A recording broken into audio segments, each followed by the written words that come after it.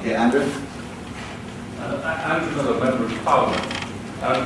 Two short questions, if I may. The first is, you'll be aware that in the field of research around ionising sources, one of the most difficult debates there has been determining whether there is a low-level threshold to accept or not.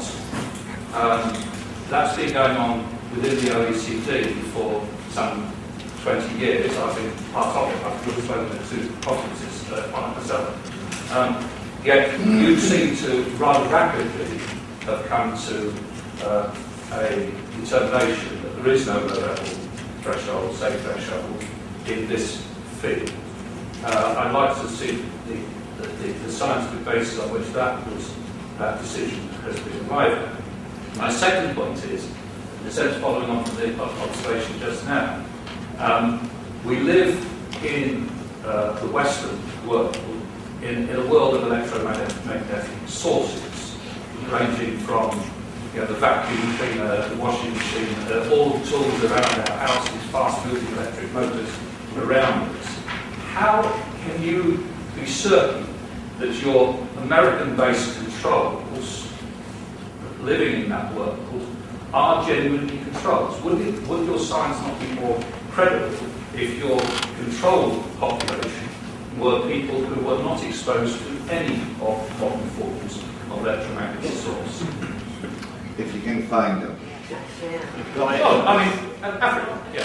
So that kind of experiment may just not be possible. Of course it's possible. Oh, you think that? Is it possible? Well, right now, I think that finding an area where you don't have information carrying radio waves is very difficult. If you look at 50 years ago, we had radio waves, television signals, for example. And, you'd have an antenna on top of a mountain that was carrying signals to the antenna on top of your house, and then it was hardwired. And what's happened with the information carrying radio waves of the cell phone is you brought those information carrying radio waves to the street. And there are virtually no areas where you have this technology where you do not have information carrying radio waves. And that is why we are so concerned.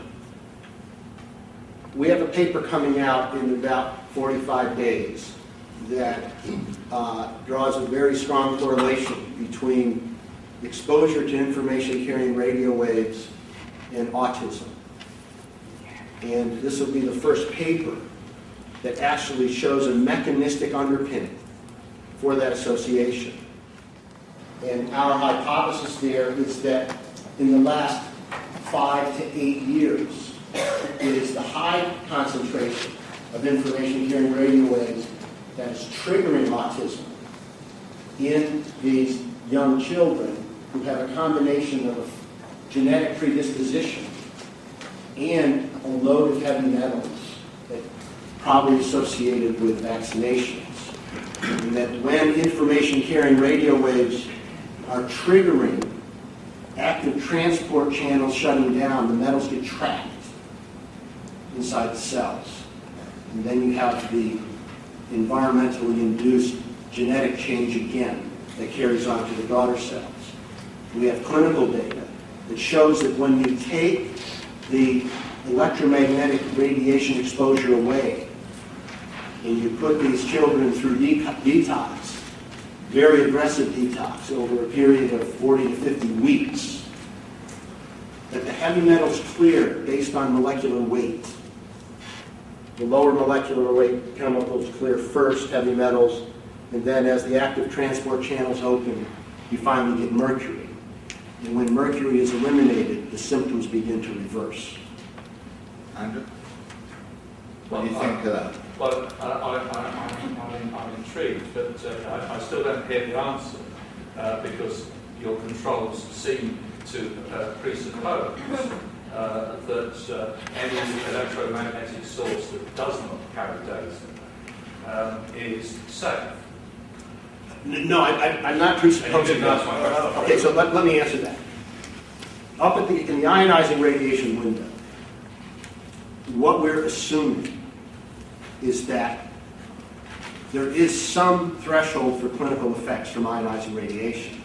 because we're all exposed to ionizing radiation by background, lightning, radon, that type of thing. So that our assumption there is that there must be some safe level that does not prescribe clinical disease, because we all don't have clinical disease and we're all exposed.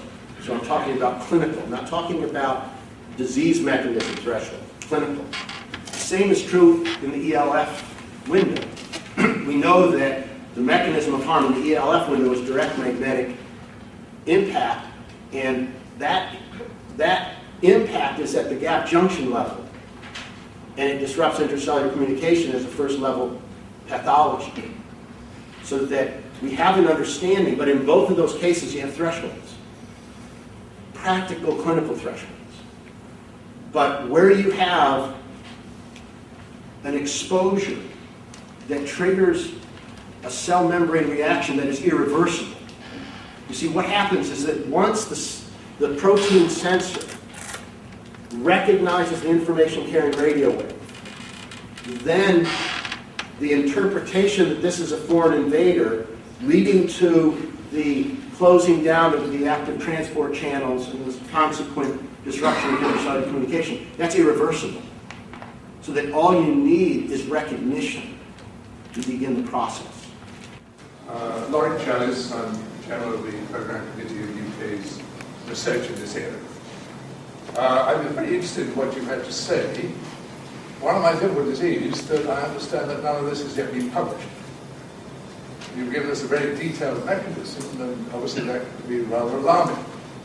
But we really need your work to go through the usual process of peer review, and then we can judge what we think about it. And we just can't really comment on it until we see that process. That's not just belief, it's the normal scientific process.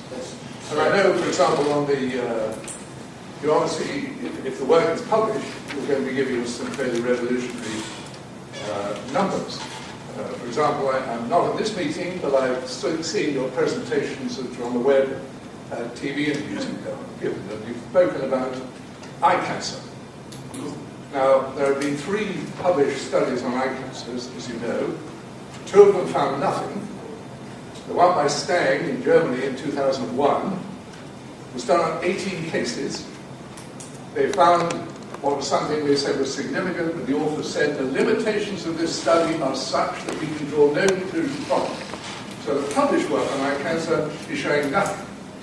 Now, if you have work on eye cancer that disagrees with that, we need to see it. We need to know. So I think, as far as I'm concerned, I'm just waiting until I see it all through peer review, and then I have a judgment on what you said. I think it's fair comment.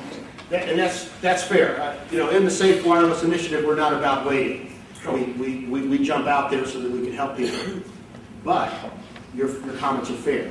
And as I mentioned this morning in our meeting, we have 6 papers now that are in various stages of process. Information on the cell membrane mechanism is in peer-reviewed literature. I mean, that's not my work. I'd love to take credit for it, but I can't. That's out there. The free radical work is out there. The intercellular communication work is out there. So don't make the conclusion here that we're just guessing. We're not guessing at all. What are you going to do about it, Professor Johnson? What research?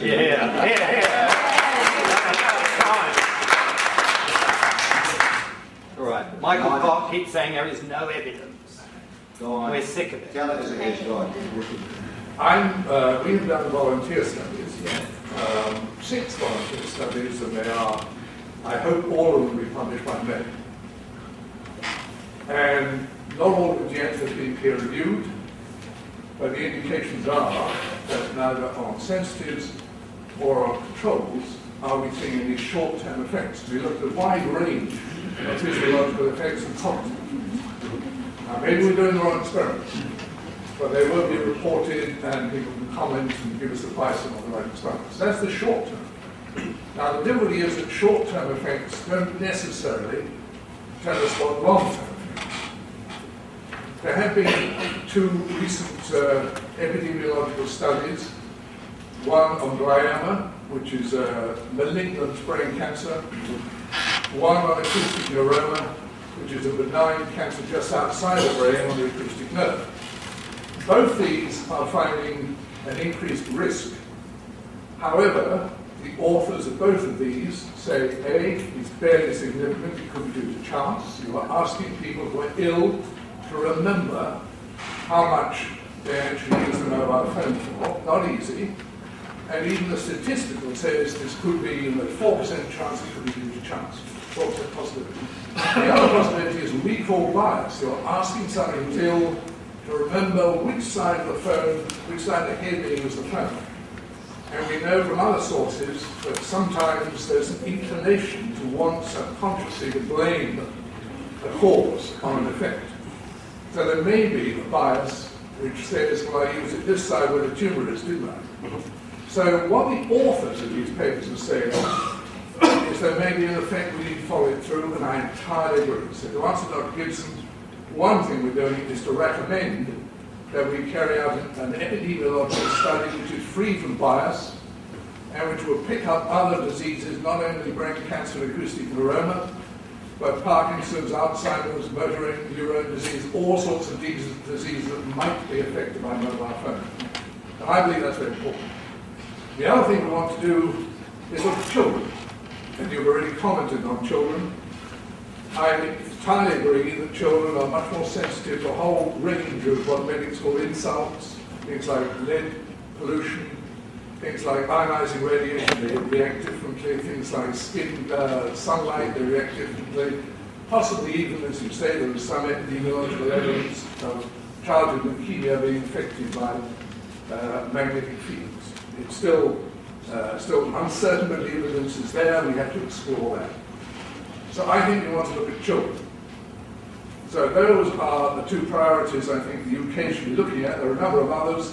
It may be from discussions I've had this morning that we should have some ideas of what more we can do on sensitives. Which obviously is an issue at the moment. We've done what we can. Maybe we haven't done the right things. We need to talk more and think about it. So to answer that, please, that's what we Where's the money coming from to do those kinds of assessments? Well, we're looking for, we want, as we do with the MTHR program, we want to have joint funding from government and industry with a firewall. As we did in the present MTHR program, we tell sponsors, different government agencies, different industrial companies, broadly what we want to do. We can't expect them to fund things unless they do broadly what they want to do. Once they've signed the contracts on that basis, they have no role whatsoever to play in the choice of the programs, in the management of the programs, the publication of the data. We are completely firewalled from our sponsors, and both industry and government want it that way because people don't believe research is funded by either of the sponsors. So independent, yeah. We must be independent, and I think we are. Okay, yes.